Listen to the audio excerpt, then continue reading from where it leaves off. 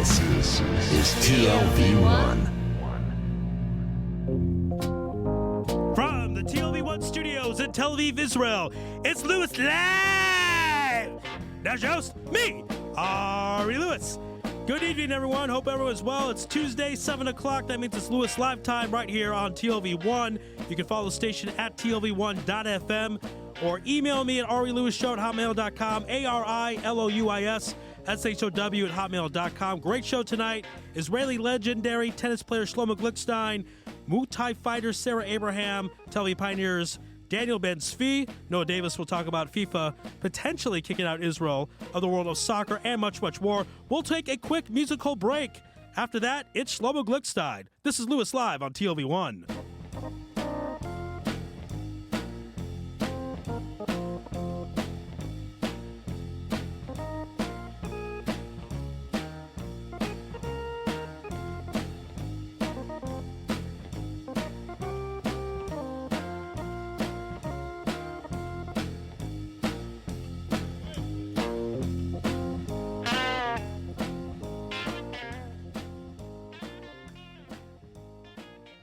Back here on Louis Live on TLV1.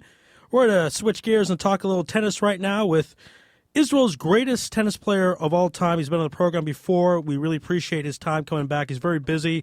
The legendary Israeli tennis star Shlomo Glickstein. Shlomo, welcome back to Louis Live on TLV1. Hi, thank you. You know, we know you're very busy. You just got back into Israel because of the Davis Cup, and Israel did very, very well. Give us a recap and tell us how they did in the Davis Cup. We played in Slovenia, outdoors on clay, which is the toughest surface for our players. But they practiced for 2 weeks before the game in Israel and in Slovenia, and really had a very good practice, good training camp. And in the matches, they came up 3-1. Winning 2 singles and the doubles after losing the singles in the first day by Dudi Sela. Amir Weintraub and Dudi Sela won 2 singles, 1 each. And Dudi won the point that won the match, and Andy and Yoni won the doubles. I must say that it was a very, very close match, and the Slovenians have a very good team, young team, very talented team.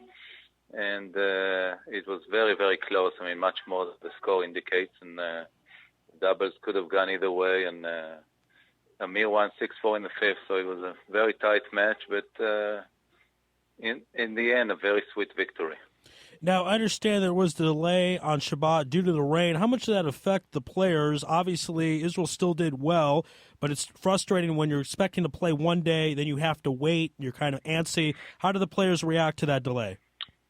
Actually, it worked very well for us. I mean, everybody really wanted to play on Saturday, have the doubles, and then play the singles in the last day. But rain came, and it wasn't a hard rain, but just like a British rain. They couldn't even step on the court all day.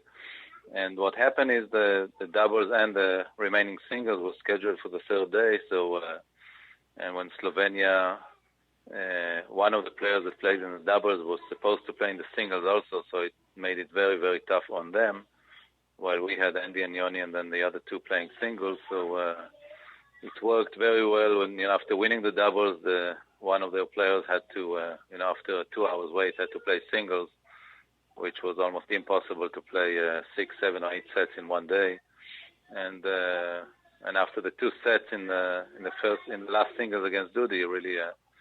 Started to collapse physically, and Dudi really played very well and just beat him. So in the end, it was frustrating in the beginning, but it worked very good for us. You know, Shlomo, in other countries, sometimes it's hard to get the better players to play in the Davis Cup to represent their country. Israel certainly doesn't have the problem. You have really the best of the best. What does that mean to you? How does that make you feel that these guys are in it for the country of Israel and want to win it for Israel? I think we have this kind of a team for a long time. I think since I played, and Mensdorf and Blum and Perkis, and then these guys Dudi and Amir and Andy and Yoni, and before that, Ariella Levy and Norma Kuhn and others. We had always very, very good players that were ready to play for the country anytime, and that's very, very satisfying. And I think I believe that it's one of the best things in tennis is to play for your country in everything, but in tennis in particular, and to represent your country and play for all the people that are want to watch you all year and following you. It's really a great honor, and I'm really one of the biggest satisfaction for me as the head of the CEO of the Tennis Association is that the players are really standing up for every mission, every team mission, and they just want to play for the country, and they do it the best way, giving 100%.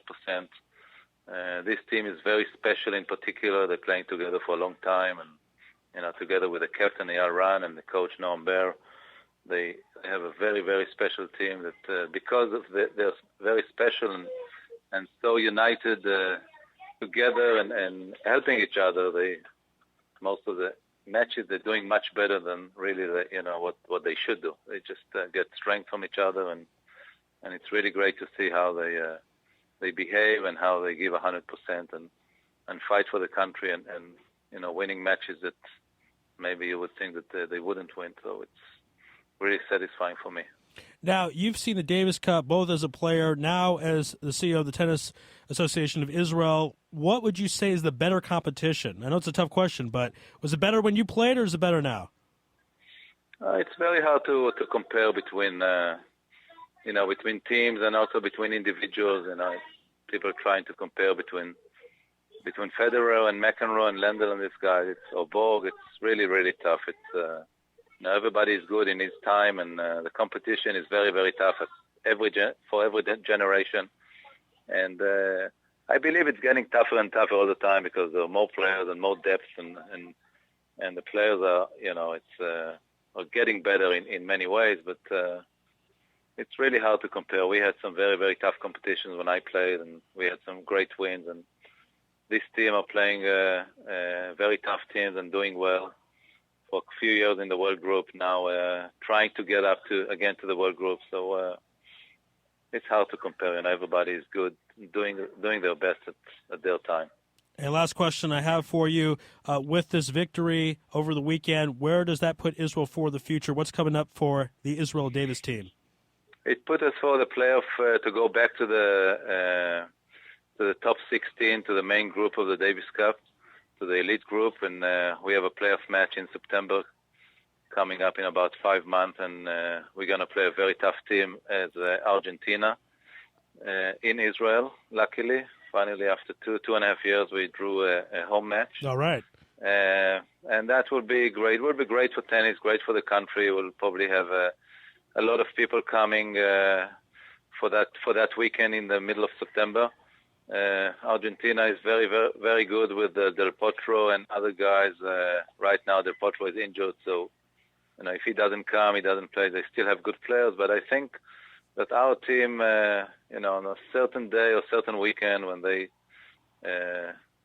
will be ready for that match and train hard, they can beat every team, especially in Israel, and especially if Del Potro doesn't come. I think we'll have a good chance, and in any case, we'll have a great event in Israel, and something big to look forward to. Oh, certainly. We're going to look forward to that home tennis tournament here in Israel.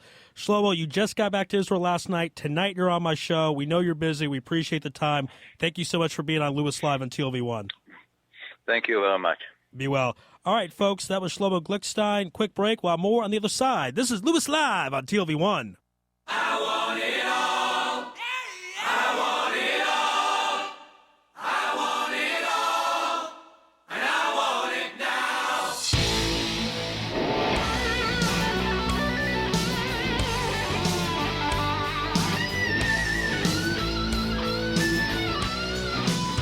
Adventure seeker on an empty street. Just an alley creeper. Light on his feet.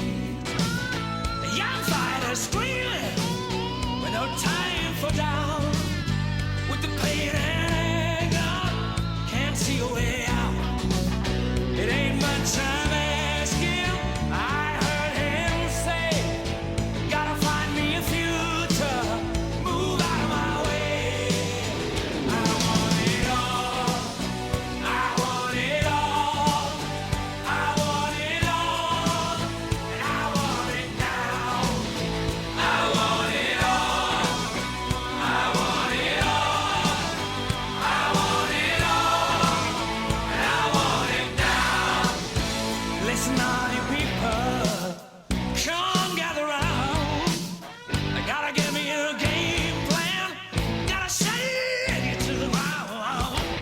Just give me what I know is mine. People, do you hear me? Just give me the sign. Back here on Louis Live on TLV1, my next guest is a Israeli champion and world champion Muay Thai fighter. It's a privilege to have this young lady on. I've been trying to get her on the show for a long, long time. She's been very, very busy. Please give a warm Louis Live welcome to Sarah Abraham. Sarah, how you doing out there? I'm fine. How are you?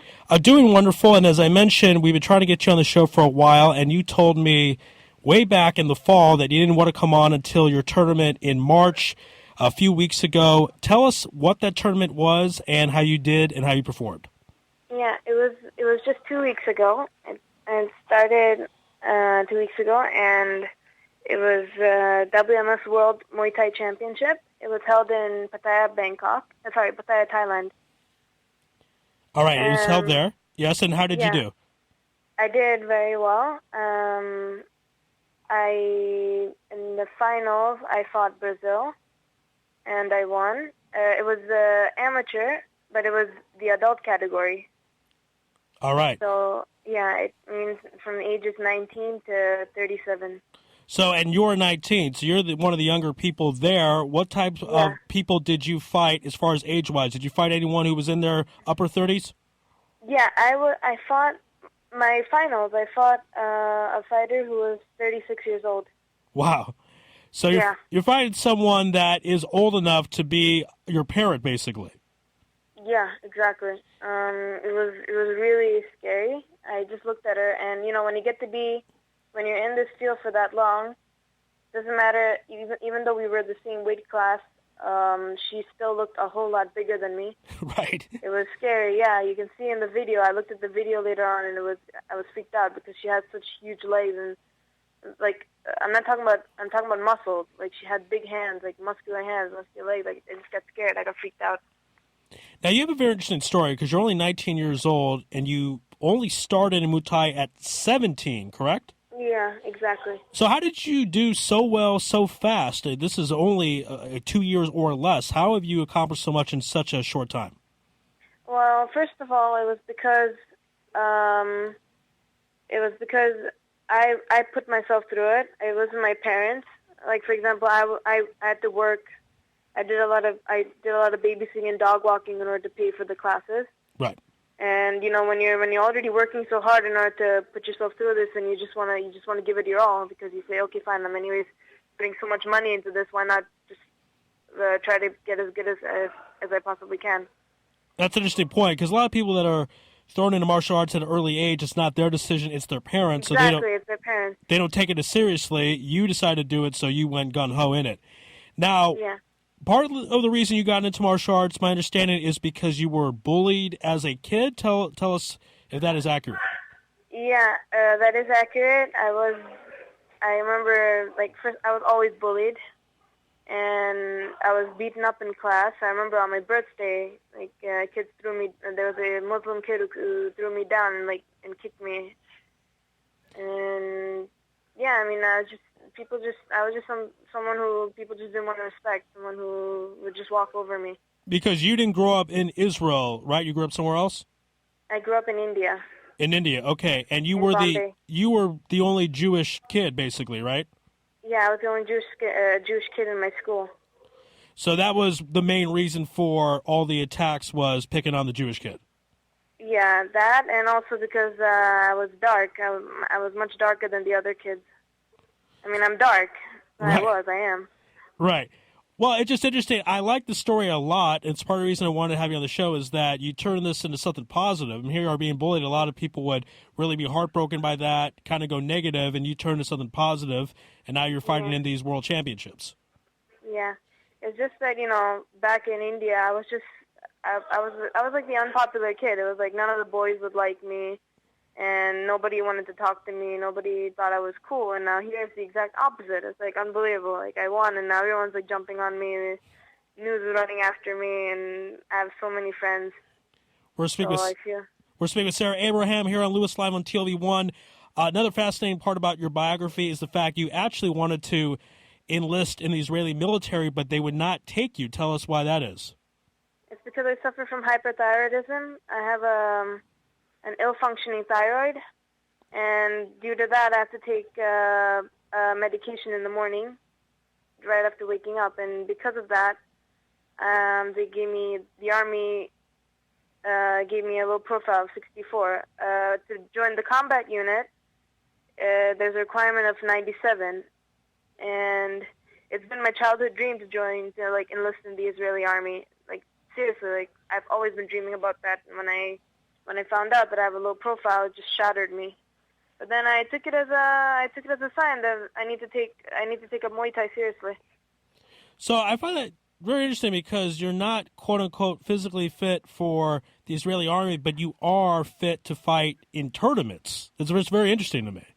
Exactly, yeah. That's what I tried to prove that to the Army. It was after I won World Championship. I brought my certificates and pictures. I even showed them my fight, and I showed them that I am physically capable of training and capable of fighting. I mean, so why not put me in a combat unit? Right. They said that that's not enough. They don't want me to be stuck somewhere in the field for 3 months without my medication.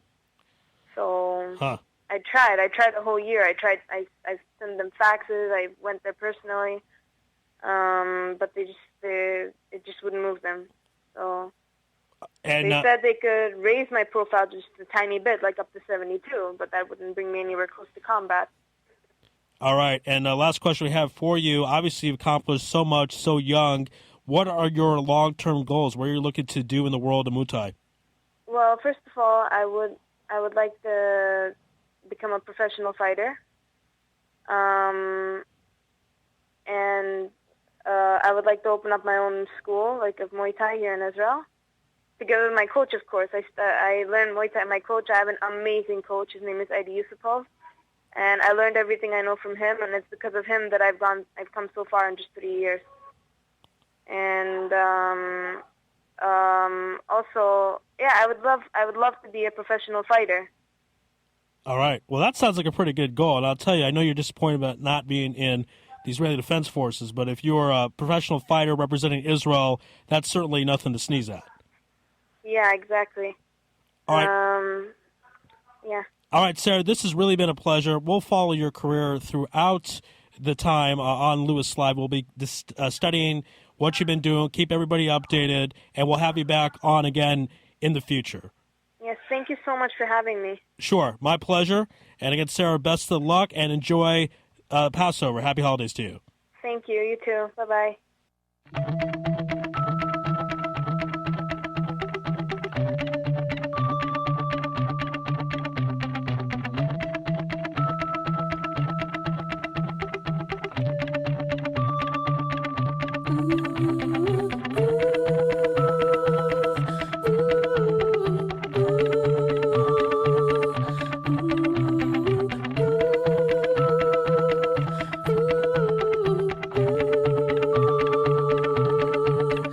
It's a cruel, cruel world to face on your own. A heavy cross to carry alone.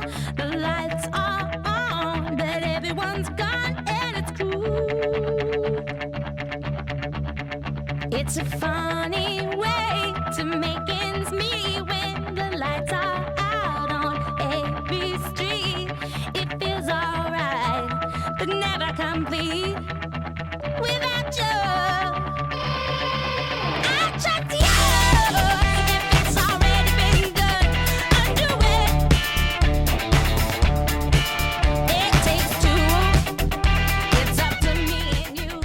Back here on Louis Live on TLV1.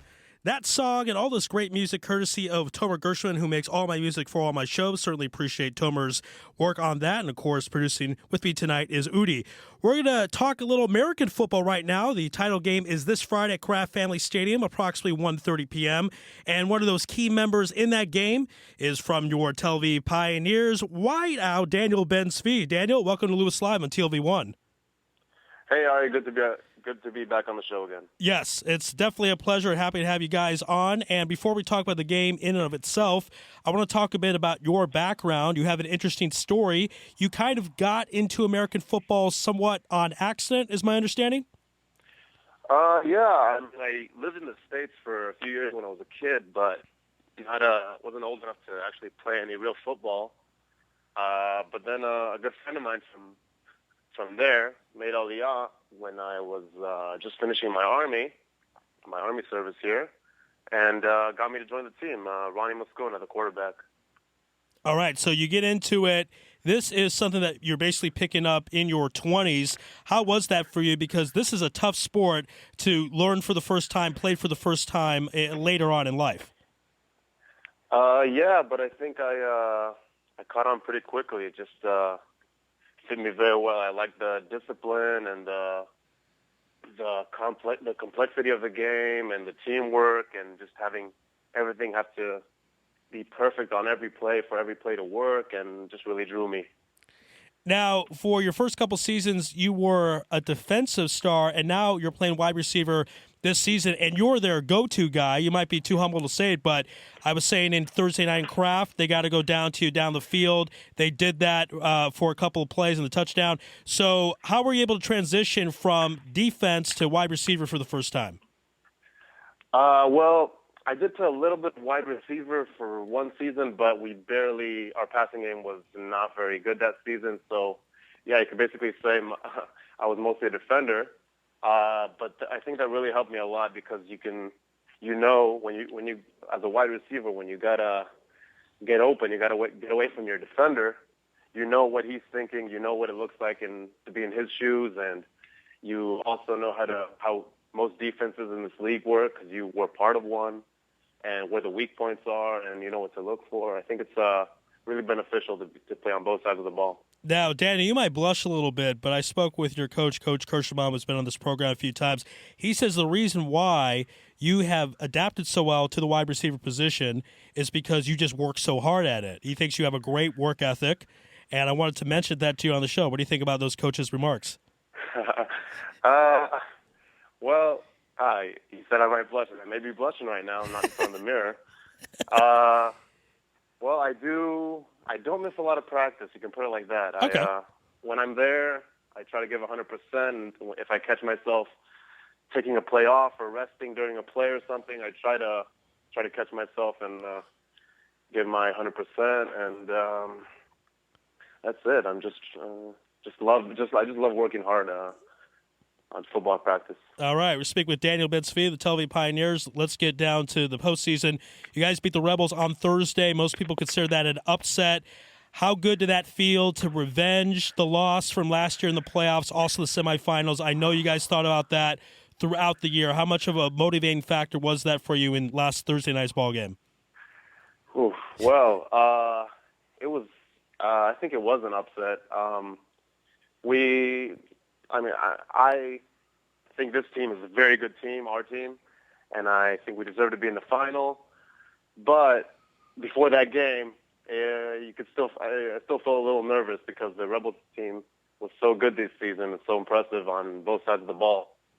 But we managed to pull it off. We managed to make very little mistakes, and it was very, very, very fun game to play because every play seemed like it was just a critical moment during the whole game.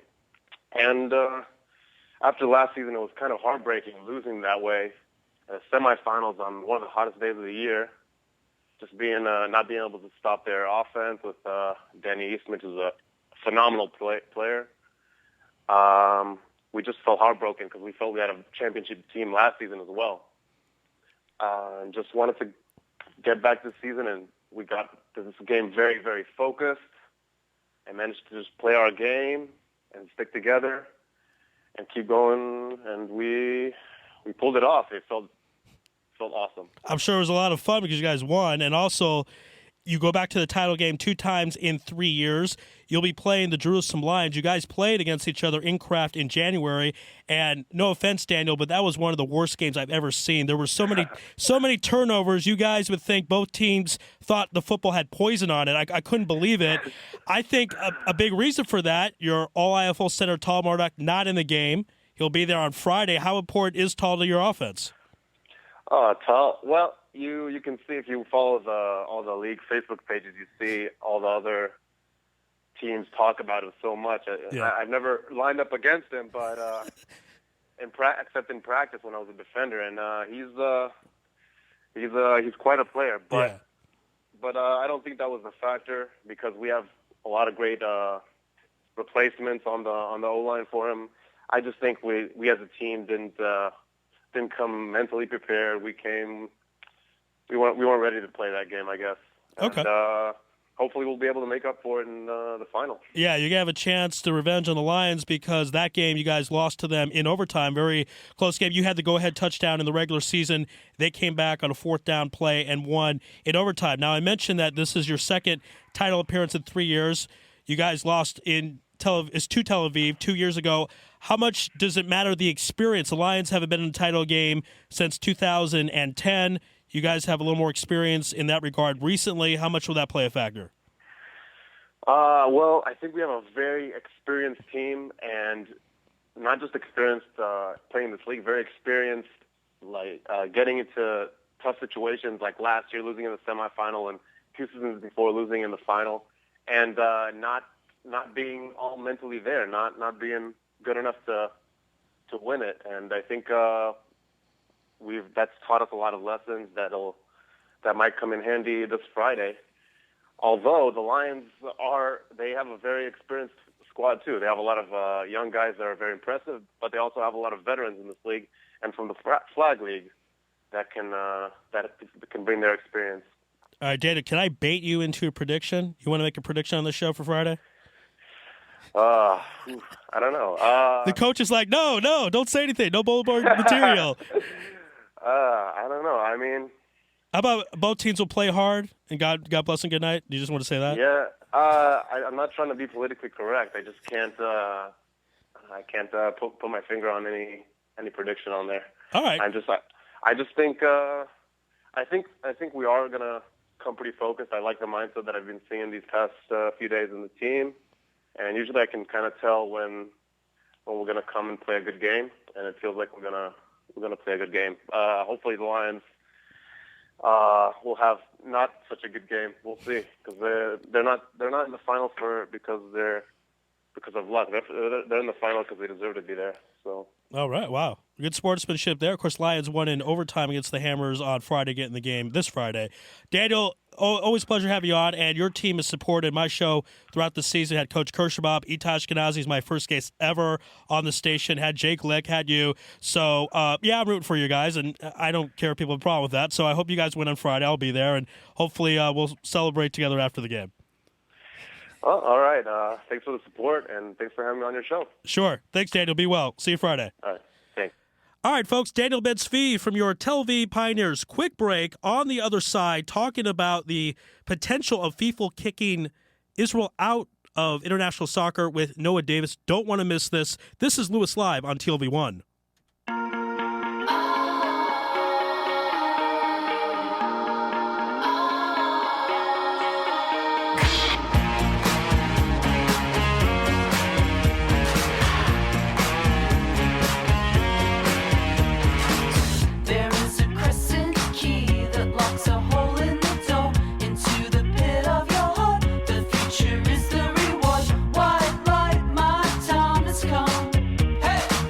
Oh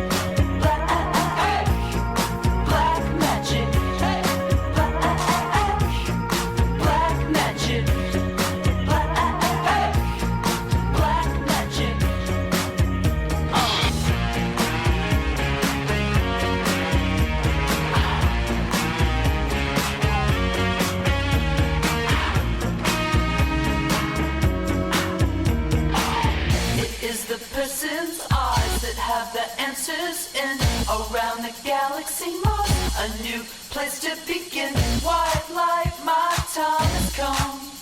Hey! All night out on the run from black magic, black magic, hey! Black magic, black magic.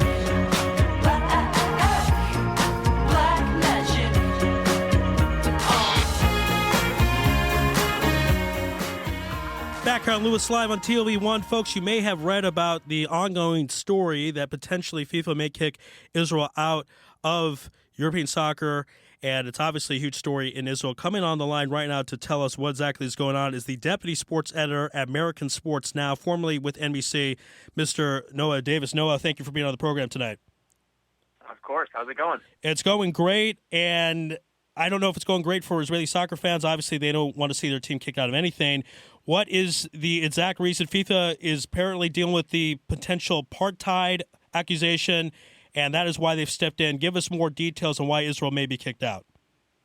Well, it doesn't look like they're going to be, so that's the good news. They may be. It was last summer there was a tournament, and the Palestinian Football Association was wanting FIFA to expel Israel because they wouldn't let people into the West Bank. They wouldn't let teams into the West Bank for a tournament, under 17 tournament.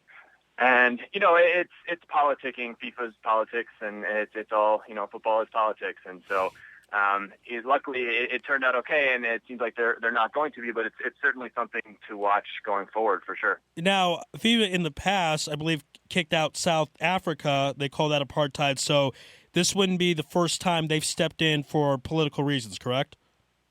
No, they actually, and during the Balkan crisis, Yugoslavia was banned from the 1992 Euro Championship and the 1994 World Cup. There was also some issues with Cameroon, I believe, a couple of years ago. So no, it's not unprecedented. I think going the full distance to formally boot someone out or kick someone out, whether it's from a specific tournament or from the organization, that's sort of someone in an article I was reading, they use the term a red card, and just like a referee doesn't necessarily want to give a red card during a game because it messes everything up unless it's warranted. I don't think FIFA wants to go this far. Another interesting thing, I'm not sure if you saw it, but there were two American senators they sent a letter to FIFA to kick Russia out of the 2014 World Cup and also bar them from hosting the 2018 World Cup. And there's some thought that if that did happen, which is a very, very, very, very small possibility, that Israel would actually get into the 2014 World Cup that's going to be held this summer. Wow. Because they finished third in their group behind Russia and Portugal. So, I don't think there's much of a chance of that happening either. But, something sort of a fun little story as well. Yeah. I mean, no, I don't know if I would root for that type of thing. That's kind of a weird way to get in. I kind of would rather Israel gets in because they deserve it. But that is something we'll keep an eye on. Now, I think it's interesting that Israel actually did something because of this threat. I mean, they actually moved in an action because of this threat. And this is something that I know presidents and diplomats and other people try to get Israel to do anything, and it seems like FIFA actually got them to do something. How weird is that a sport has that much power? Yeah, I mean, like you said, it really does speak to the power of football or soccer in the international community. I mean, it's important for Israel to be able to participate and to be in FIFA, and the fact that they let teams come and play in the West Asian Football Federation Championship was pretty impressive. I think it does show.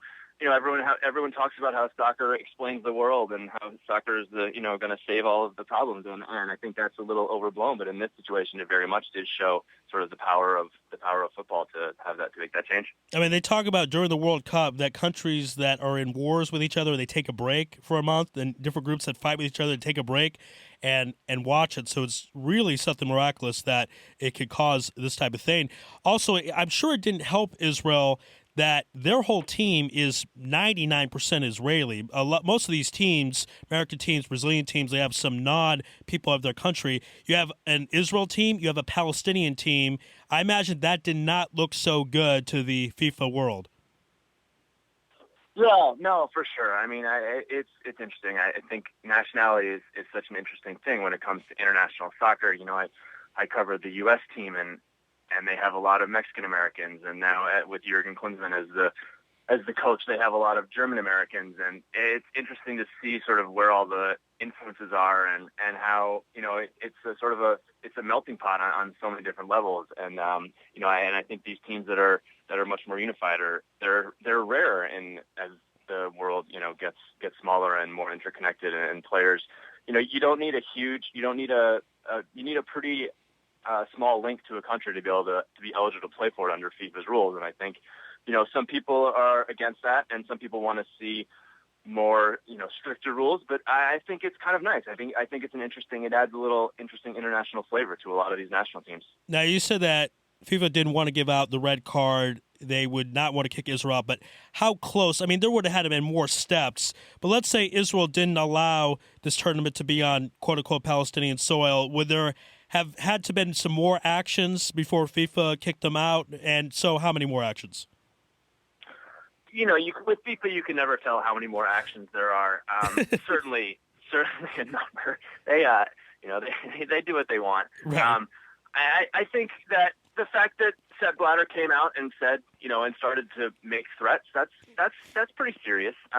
You know, it's certainly not one step before, but it's probably, you know, two. I sort of got the impression that they were always gonna allow this to happen. I think that the threat of being the full national team being kicked out of FIFA is too great to even flirt with that, especially for such a small, you know, it's just a U17 or a U16 tournament, so it's just a bunch of kids who want to play soccer, and regardless of your political feelings, I think that's something that's kind of hard to be against, and so, you know, I think it was certainly, it got further than perhaps some people might have thought, and I think everyone got to dig their lines in the sand, and then the result was everyone sort of saved face in the best way that they could.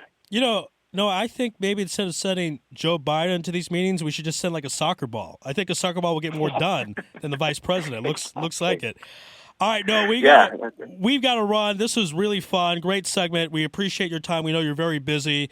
And again, Deputy Sports Editor at American Sports Now. You can go there and check out Noah's great work. Noah, thank you so much. We really appreciate it.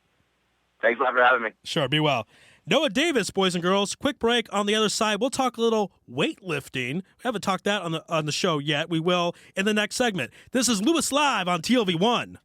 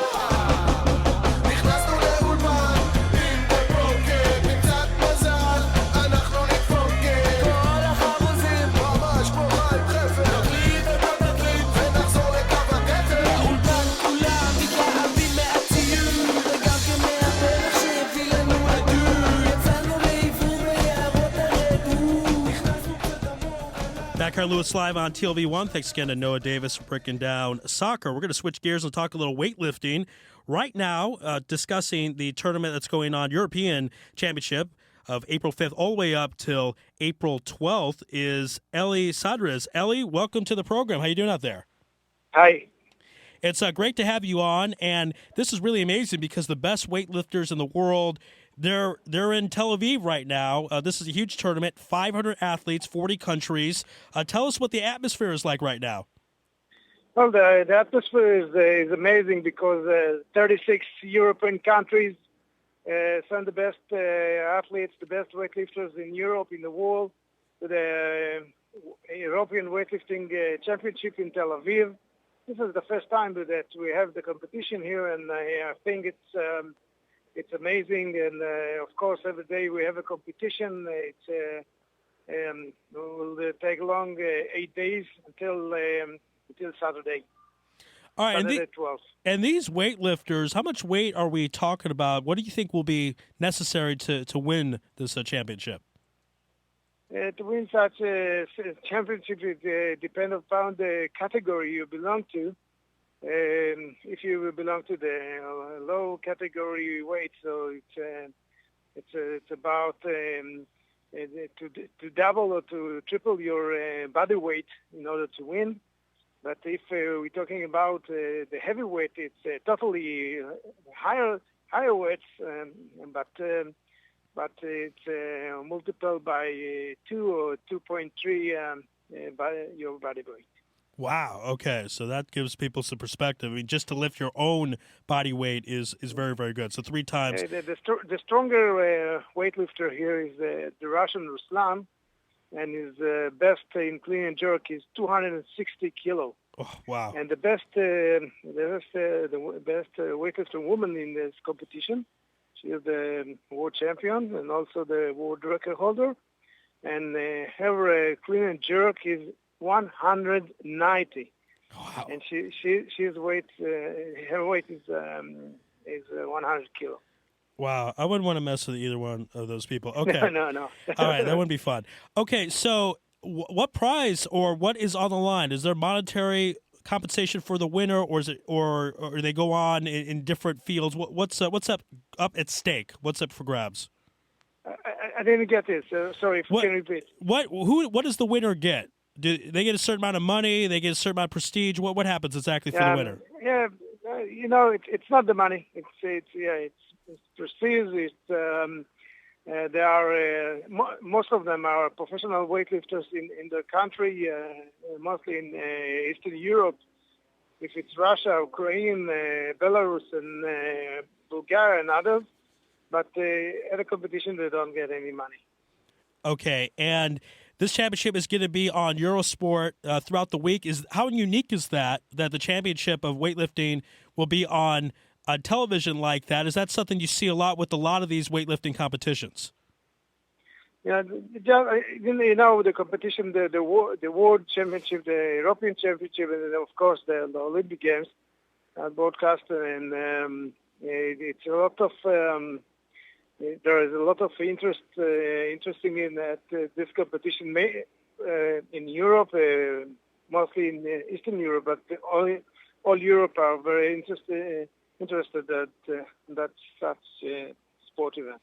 You know, Eli, here's a quote from the mayor of Tel Aviv, Ron Huldai, says, "This is a championship with many viewers across Europe. The city of Tel Aviv is proud to host such an important contest and welcome sporting events such as this."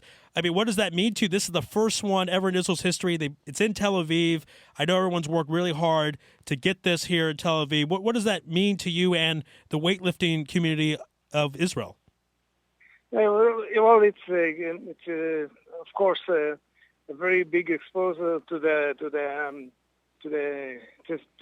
Israeli citizenship, but not only to the Israeli, or mostly to the European country, and the European country have a chance to know about Tel Aviv. And in the men's cream, you could see that Tel Aviv is appeared in every third lift. So I think we exposed the Tel Aviv city to all of Europe. This is a big achievement.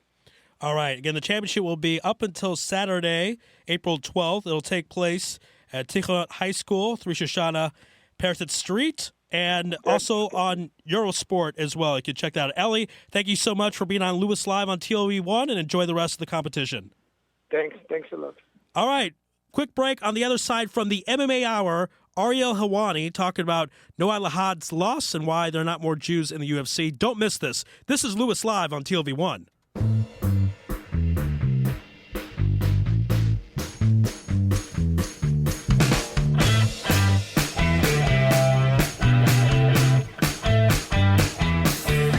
I'm waiting, are you gonna call me? Ooh, are you gonna hold me in your hands? I'm waiting, are you gonna love me? This friendship's not enough for me. I'm waiting just to meet you. I look into your eyes and then you'll tell me that it's alright. Now I'm everything you want, said you're everything that I need. 'Cause it's alright, now I'm everything you want, said you're everything that I need.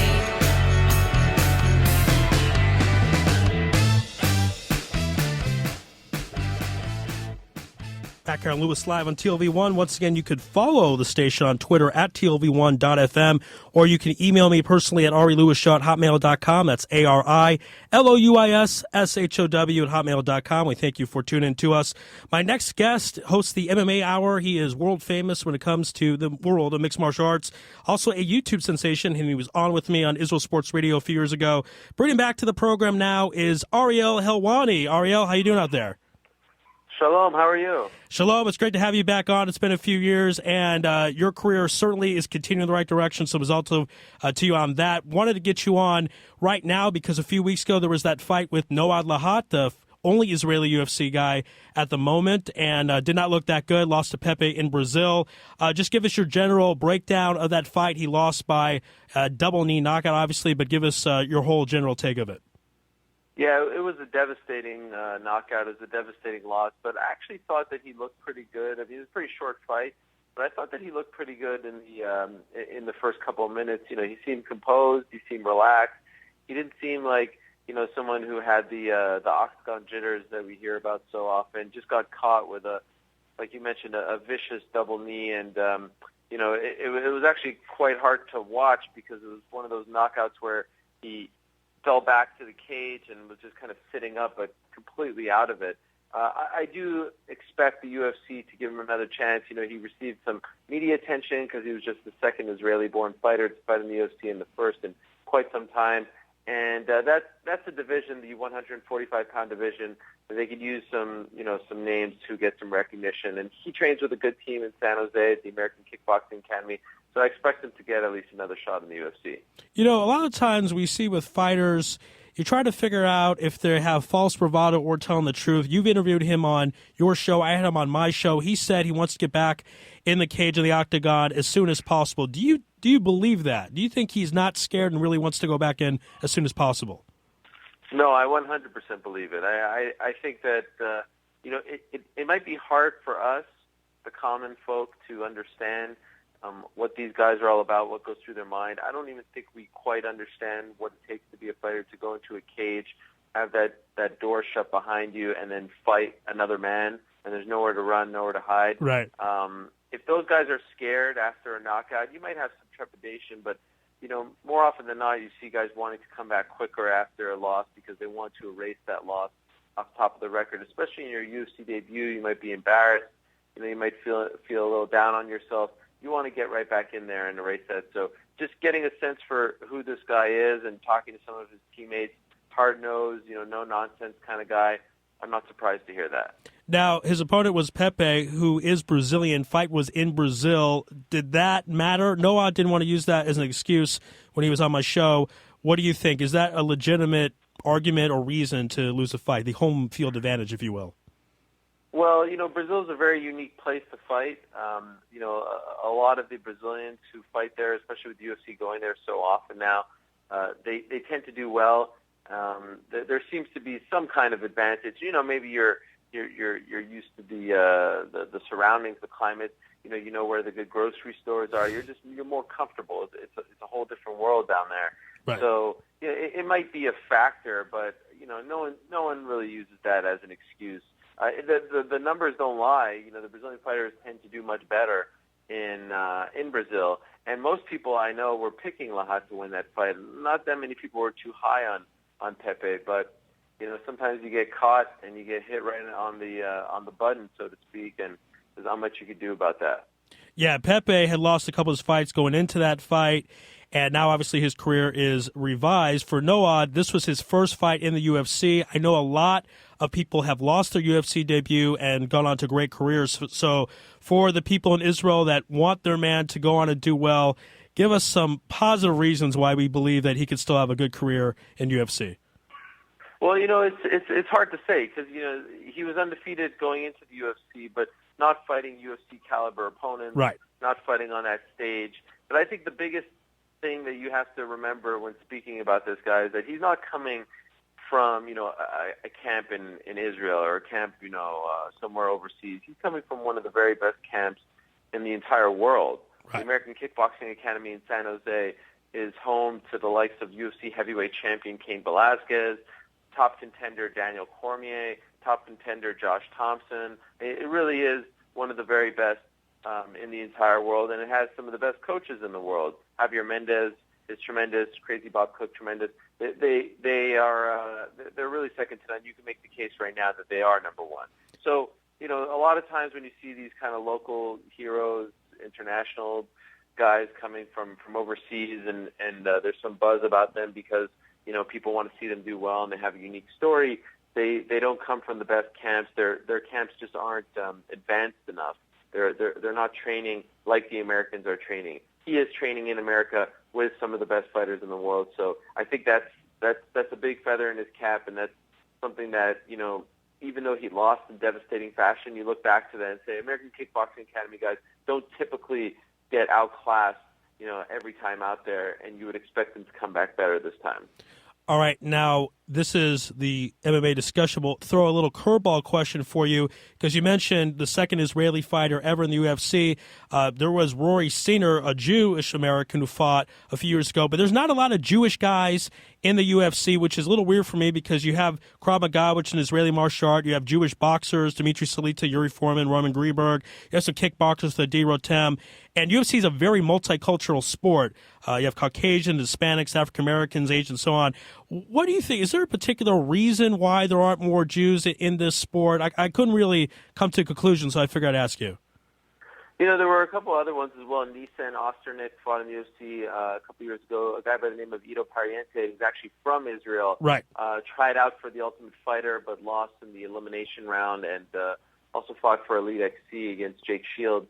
The reason I think it is because it's a very young sport. The sport is essentially 20 years old. Right. You talk about boxing, you talk about kickboxing, of course Krav Maga, which is not really a martial art that people compete in like MMA and boxing, kickboxing. But those forms of martial arts have been around for years, centuries, and this sport is essentially 20 years old. So it takes time for the young kids to start getting into it, to want to do this, to grow. I'm assuming there are kids in Israel who want to be soccer players, who want to be basketball players, who want to be boxers. And only now with the UFC on television over there, with fighters like Noad Lahat, with the sport growing, will these young kids who are 12, 13, 14 want to get into it. So I think that you'll only see, it's one of those interesting things. Like, I don't know if you're a pro basketball fan, but, now we're seeing all these great basketball players come into college and soon in the NBA who are from Toronto, Ontario, Canada. And why is that? Because when they were, 6, 7, 8, 9 years old, the Toronto Raptors came on the scene, and right. Vince Carter was a great player, and he got these young kids to stop thinking about baseball or hockey, of course, and start thinking about basketball. And now we're seeing the dividends there. So the same thing is going to happen in MMA. We just have to be a little more patient. All right. I like that a lot. Okay, good logic there from Ariella Hawali. Now, this next question is not related to Israel or to Jewish people, but I followed your career for a long time and watched a lot of YouTube videos, and I've got to know, how much of a bonehead is Tito Ortiz? You got to tell me. There was a time where Tito Ortiz didn't like me. There was a time that he didn't want to speak to me. But now we've actually sort of made amends. I never really understood why. It was very strange. Here's Tito in a nutshell. When he was, relevant, when he was a free agent, trying to gain recognition, trying to make headlines, he was very eager to talk.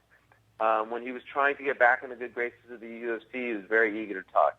The first time he blows up on me, the first time he really says he doesn't want to talk to me and throws some expletives my way, is when he beats Ryan Bader in that great fight a couple of summers ago, and that, makes him relevant again.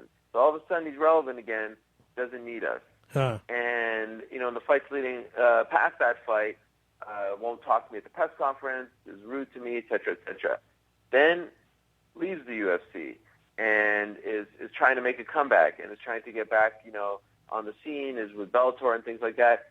And then he's cool and is talking to me. And he's a manager now, and he's starting his own business, and he's talking to me. So I think that pretty much says it all. All right. Well said. This was great. Always been a big fan of yours. People want to listen to the MMA Hour with you. How can they go about doing that?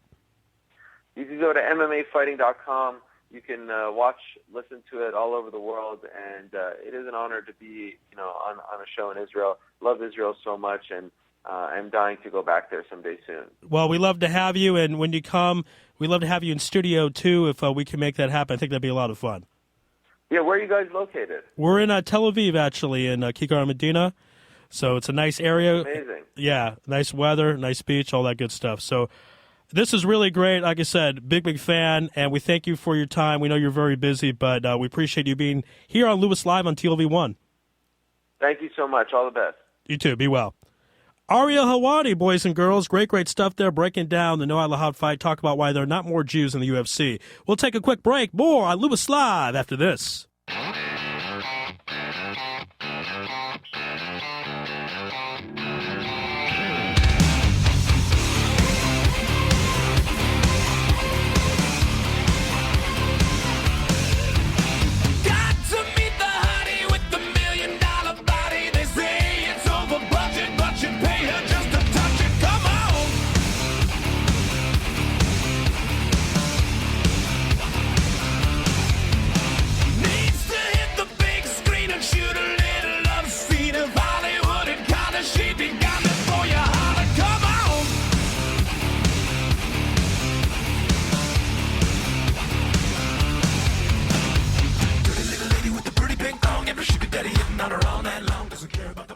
Back here on Louis Live, that concludes our show for tonight. I want to thank everyone for listening, and of course thank our guests. We started off the program with Shlomo Glickstein, Israeli legendary tennis player. Talk about the Davis Cup. Israel did quite well. We'll host a match later on in the fall. Sarah Abraham, Israeli Muay Thai fighter, only 19 years old, talked about how she got into martial arts and fighting people who are about twice her age. We then spoke with Tel Aviv Pioneers wide receiver Daniel Ben-Zvi, who will be playing in the title game on Friday against the Jerusalem Lions at Kraft Family Stadium at 1:30 p.m. Looks to get his first title. Then spoke with Noah Davis about FIFA potentially kicking out Israel, but they decide not to do it at the end. Israel caves in the pressure, and it worked out all in the end. Noah does a great job. We'll have him back on in the future. And then we had Sedaris, Israeli weightlifter, who talked about the big tournament in Tel Aviv that will continue until April 12th. The European Championship can be seen on Eurosport.